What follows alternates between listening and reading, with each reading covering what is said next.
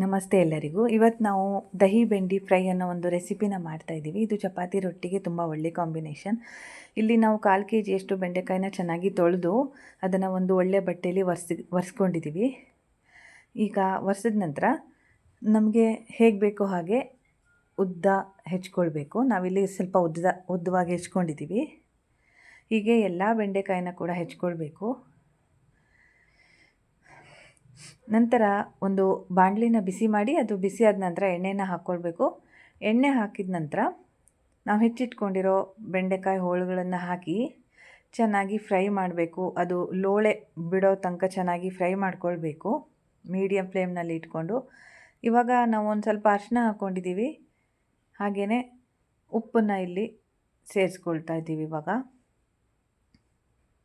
ಇವೆರಡನ್ನು ಹಾಕಿ ಸ್ವಲ್ಪ ಹೊತ್ತು ಚೆನ್ನಾಗಿ ಲೋಳೆ ಬಿಡೋ ತನಕ ಫ್ರೈ ಮಾಡಬೇಕು. ಇಲ್ಲಿ ನನಗೆ ಒಬ್ಬರು ಟಿಪ್ಸ್ ಹೇಳಿಕೊಟ್ರು. ಏನಂದರೆ, ಲಿಂಬೆಹಣ್ಣಿನ ರಸನ ನಾವು ಬೆಂಡೆಕಾಯಿ ಫ್ರೈ ಮಾಡುವಾಗ ಹಾಕ್ಕೊಂಡ್ರೆ ಅದು ಲೋಳೆನ ಬೇಗ ಬಿಟ್ಕೊಳ್ಳುತ್ತೆ ಅಂತ. ಇವತ್ತದು ವರ್ಕ್ ಆಯಿತು. ನೀವು ಕೂಡ ಟ್ರೈ ಮಾಡ್ಬೋದು. ಬೆಂಡೆಕಾಯಿ ಆರೋಗ್ಯಕ್ಕೆ ತುಂಬಾ ಒಳ್ಳೆಯದು, ಹಾಗಾಗಿ ನೀವು ಟ್ರೈ ಮಾಡಿ. ಇವಾಗ ನೋಡಿ ಚೆನ್ನಾಗಿ ಫ್ರೈ ಆಗಿದೆ. ಇದನ್ನು ನಾವು ಒಂದು ಸರ್ವಿಂಗ್ ಪ್ಲೇಟ್ನಲ್ಲಿ ಹಾಕ್ಕೊಳ್ಬೇಕು, ನಾವು ತೆಗೆದಿಟ್ಕೊಳ್ಬೇಕು. ಈಗ ಇಲ್ಲಿ ಈರುಳ್ಳಿ, ಹಸಿಮೆಣಸು, ಶುಂಠಿ, ಬೆಳ್ಳುಳ್ಳಿನ ನಾವು ಹೆಚ್ಚಿಟ್ಕೊಂಡಿದ್ದೀವಿ.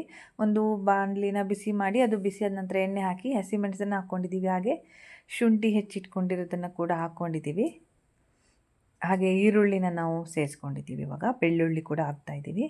ಇವೆಲ್ಲವನ್ನು ಹಾಕಿ ಚೆನ್ನಾಗಿ ಮೀಡಿಯಮ್ ಫ್ಲೇಮ್ನಲ್ಲಿ ಕೆಂಪಾಗೋ ತನಕ ಫ್ರೈ ಮಾಡಬೇಕು. ಹಾಗೆ ಕರಿಬೇವು ಸೊಪ್ಪನ್ನು ಕೂಡ ಸೇರಿಸ್ಕೊಳ್ಬೇಕು ಈ ಟೈಮಲ್ಲಿ. ಈಗ ಒಂದು ಪಾತ್ರೆಯಲ್ಲಿ ಮೊಸರನ್ನು ನಾವು ಸೇರಿಸ್ಕೊಳ್ಬೇಕು.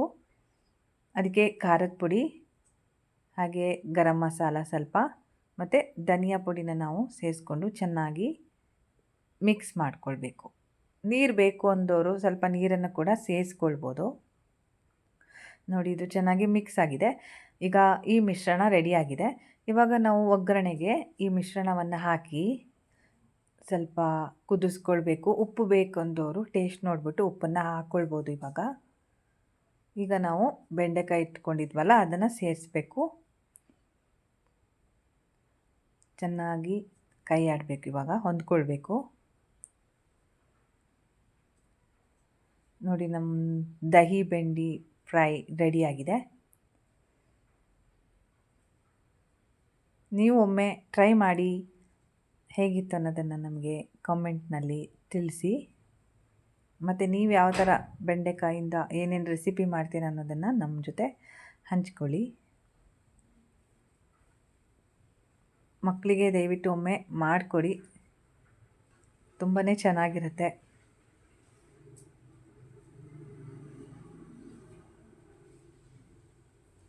Thank you.